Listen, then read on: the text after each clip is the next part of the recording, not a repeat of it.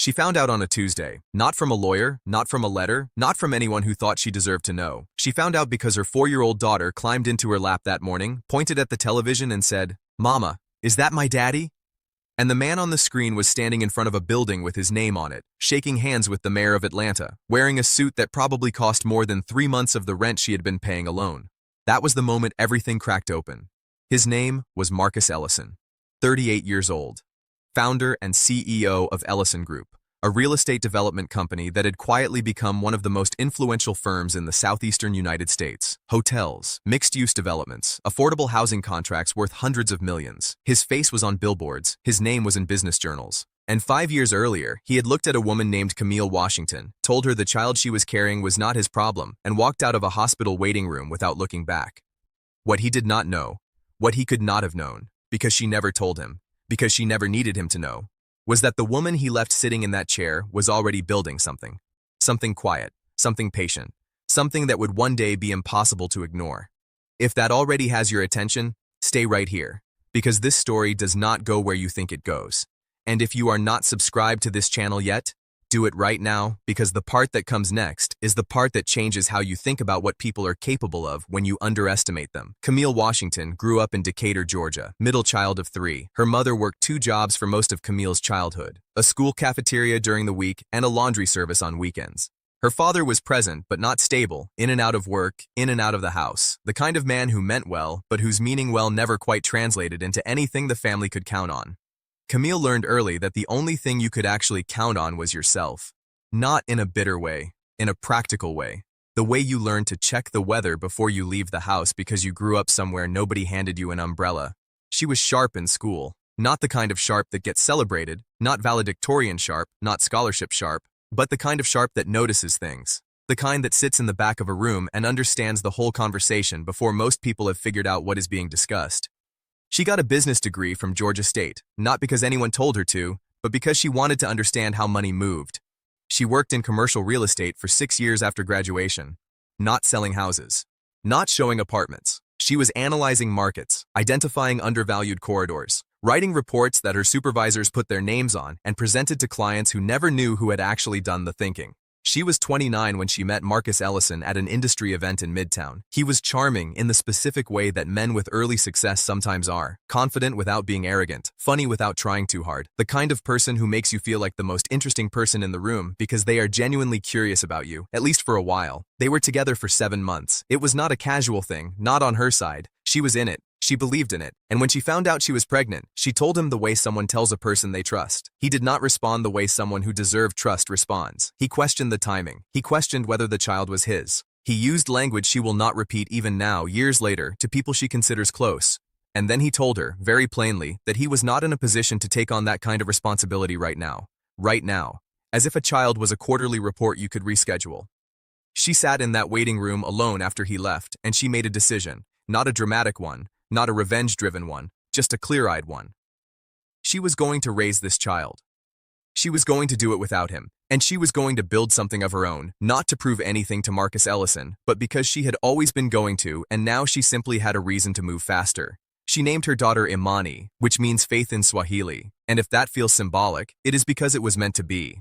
The company Camille started in the 2nd year of Imani's life was called Crestline Advisory. It was not flashy. There was no office at first, just a laptop, a desk in the 2nd bedroom, and a list of contacts she had spent 6 years building. What Crestline did was what Camille had always been good at, finding the properties, the corridors, the zip codes that were about to become something before anyone with real money had noticed. She charged a flat consulting fee at first, then equity, then she started co-investing on deals herself with money she had saved, money she had borrowed carefully, money she had earned the way people earn money when there is no safety net, by not making a single mistake she could not afford to make. By the time Imani was 3, Crestline had closed 4 advisory deals totaling just under $40 million in development value. By the time Imani was 4 and pointing at a television screen, Camille's company was managing a portfolio worth more than $200 million, had 17 full-time employees, and had just been quietly named one of the top emerging real estate advisory firms in the Southeast by a trade publication that very few people outside the industry read, but that every serious player in the industry paid close attention to. Marcus Ellison's team read that publication. This is the part of the story that the people who cover business and wealth never quite capture. And it is exactly the kind of thing that Shadowlight stories exist to find, because the real moment here is not the success. The real moment is what happened when Marcus saw that name. Crestline Advisory. Camille Washington, founder and CEO. And something in the back of his mind connected two things that he had spent 5 years carefully not thinking about. He reached out through a mutual contact, Professional Framing. He had heard about her firm's work in the West Side corridor. He thought there might be an opportunity to explore a partnership. His assistant sent the message.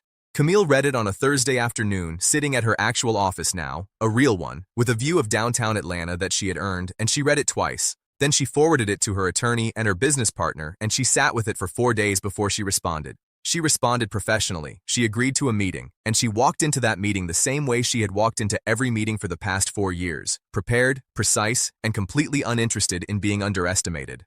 Marcus Ellison sat across from her and spent the first 15 minutes of that meeting not quite able to reconcile the woman in front of him with the woman he had left in that hospital waiting room. People do this with time. They file away the version of someone that made them comfortable, and they are genuinely shocked when reality does not match the file. He had filed Camille Washington as a problem he had solved by walking away from it. What he was sitting across from was a CEO with a track record that made his own early numbers look modest. He brought up Imani halfway through the meeting, not smoothly, not with grace, in the stumbling, halting way of someone who has been carrying something uncomfortable for a long time and suddenly cannot figure out where to put it down.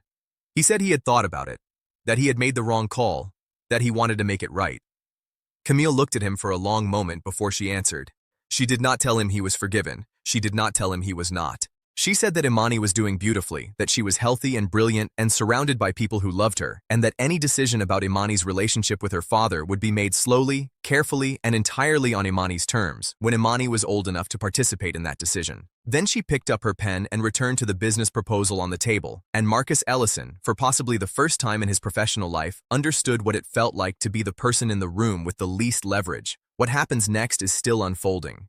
They did eventually pursue a business partnership, a limited one, structured with enough legal clarity that the professional and the personal could not bleed into each other accidentally. Marcus has met Imani twice now, both times with Camille present, both times brief. Imani is 5 years old, and she does not yet know the full shape of the story she was born into, only that her mother works very hard and loves her very much, and that some questions have answers that take a little longer to come.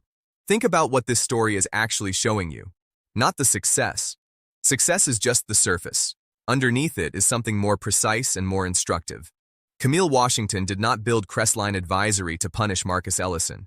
She built it because she was always going to build something, and he simply gave her a moment of clarity about the timeline. The rejection did not create her ambition. It just removed the one distraction that might have slowed her down. There is a version of this story where Marcus Ellison says the right thing in that waiting room, and Camille adjusts her life around a partnership that was never going to be as solid as what she eventually built alone. We will never know if that version ends better for anyone involved. Here's the question I want you to sit with, and I genuinely want to know your answer in the comments below. If someone who underestimated you, who walked away when it cost them nothing, came back when you had built something they could not ignore, would you let them in? Not in their life, in yours. Because the answer to that question says something real about where you are and how far you have already come. If someone in your life right now is raising something, a child, a business, a dream, without the support they were promised and without the credit they deserve, share this story with them today. Not because it will fix anything, but because sometimes the most important thing a person can hear is that the story they are living is already worth telling. Some people leave because they do not see your value. Some people come back for the same reason.